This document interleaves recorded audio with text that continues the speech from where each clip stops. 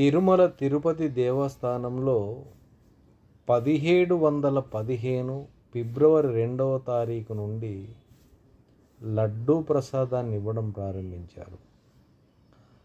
అంతకుముందు వచ్చిన భక్తులకు పులిహోర, వడలు ఇచ్చేవారు. కానీ ఇప్పుడు లడ్డూ ప్రసాదం ప్రారంభించి ఇన్ని సంవత్సరాలైనా ఆ టేస్ట్ అప్పటికి ఇప్పటికి ఒకేలా ఉంటుంది. ఆ చేసే ప్రక్రియ కూడా అలానే ఉంటుంది.